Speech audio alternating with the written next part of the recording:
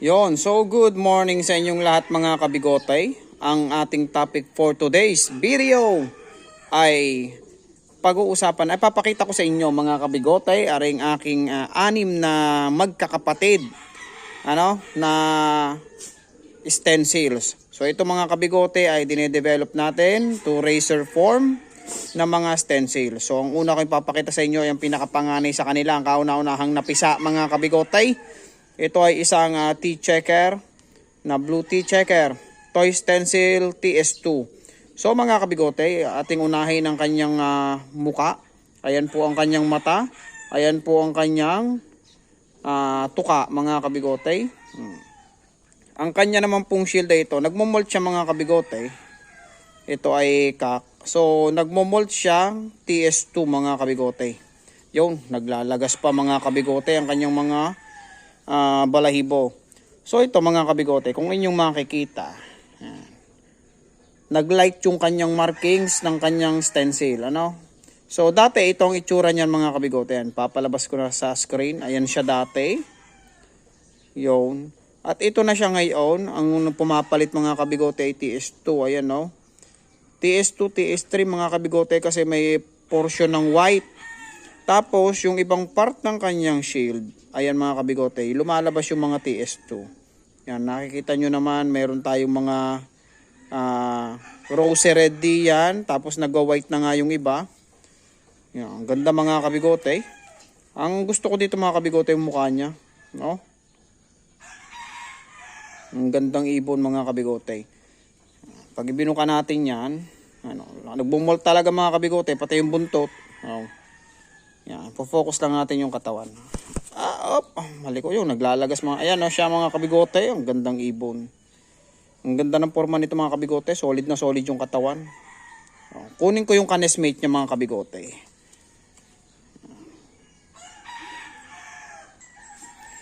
Okay, pangalawang ibon natin mga kabigote, isang hen. Kita nyo mga kabigote ang kanyang head structure, ang kanyang muka. Ayan po ang kanyang muka mga kabigote.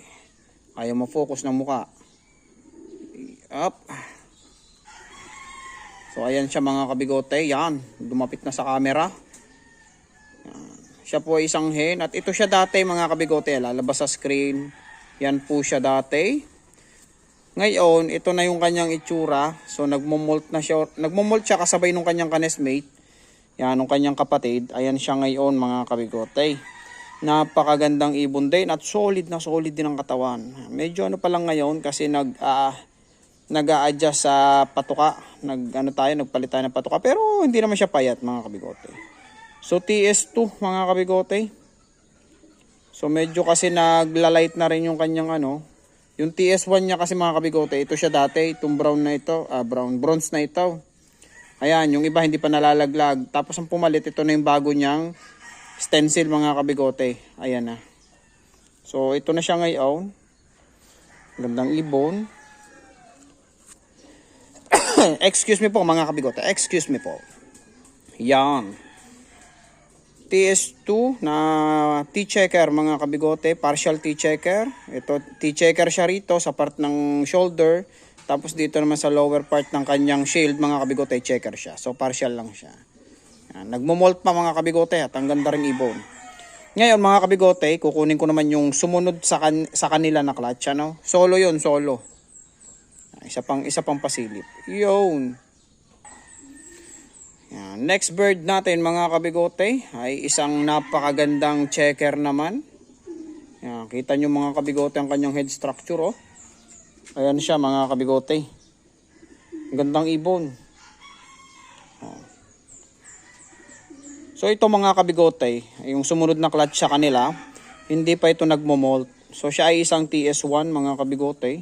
Yan TS1 siya, hindi siya nagmo-molt. Pero after ng molt yan mga kabigote, magro-rosy red din yung kanyang stencil na yan. Ang maganda mga kabigote, siya yung pinakang solid ang form dun sa kanila. Dun sa tatlo. Actually mga kabigote, meron pa itong kasunod na clutch. Dalawang clutch pa.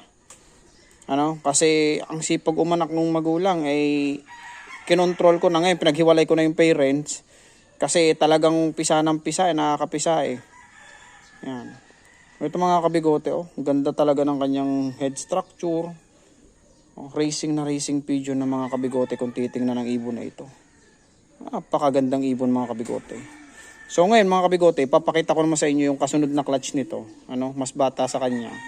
Pero ilalapit ko muna sa inyo mga kabigote ang kanyang muka. Oh, focus. Ayaw. Isa pa. Isa pa. Yun. Pero mga kabigote ang kanyang itsura. Ang gusto ko dito mga kabigote, yung kanyang mata at saka yung kanyang tuka. Kasi ang ganda yan oh. Grabe mga kabigote no. Yan oh. Yan ang kanyang mata, ito ang kanyang tuka. Gandang ibon mga kabigote. The eye of the new stencils. Tsareng. Ganda oh. Ngayon kunin ko mga kabigote yung kasunod. Next bird natin mga kabigote ay talaga namang mainam-inam din na isang T-checker. Partial T-checker din mga kabigote. So ito yung kanyang head structure. So siya yung pinakang least sa kanilang mga magkakapatid na head structure. Kasi ito medyo malaki pa yung head. Pero maganda yung kanyang beak mga kabigote. Ayan yung kanyang Yan. Siya mga kabigote ay isang TS1. Going to TS2 to mga kabigote kasi full shield yung kanyang yung buong shield niya ay may toy stencil. So ngayon, katulad nito nung part ng shoulder niya, buo yan. Pag nag-molt ito mga kabigote, panigurado na mas magiging matingkad o mas magiging maganda yung kanyang stencil. Magti-TS2 to mga kabigote. At yung kanyang buong shield dyan, mapupuno yan ng stencil.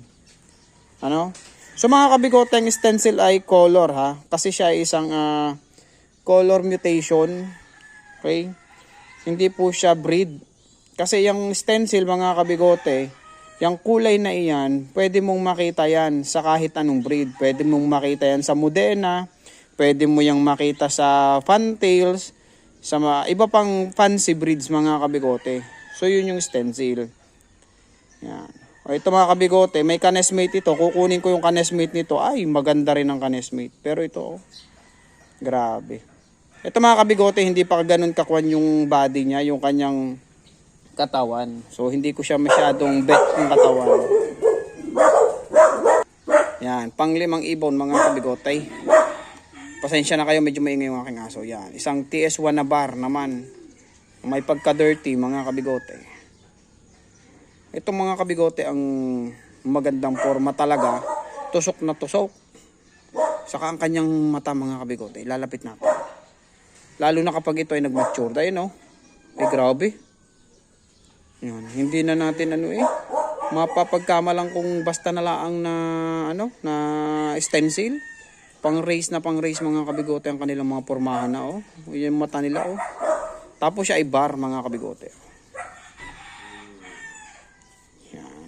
After nito mga kabigote, magro-rosy red yung kanyang bar na yan.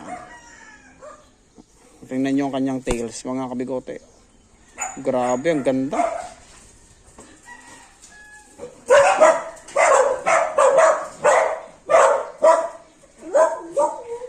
Yeah. So kukunin ko mga kabigote yung last nilang kapatid. Kapipisa lang nung egg. May bago pa silang kapatid, ipinayaya natin yung mga kabigote. Ganda oh.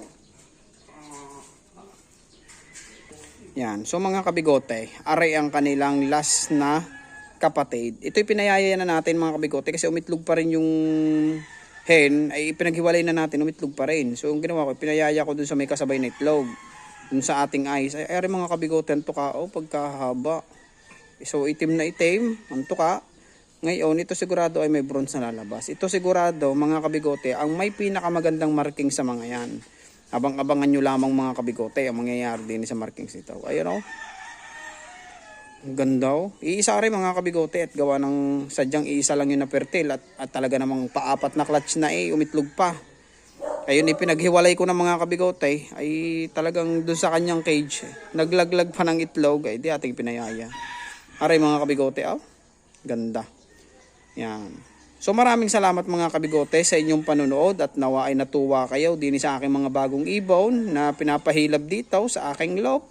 At talaga namang ang pagsubaybay ninyo ay aking ikinagagalak mga kabigote. At ang inyong siyempre ang pag-subscribe ninyo ang pinakamahalaga. Iyon. At ang inyong panonood. Iyon. Okay, bye bye mga kabigote. See you next video.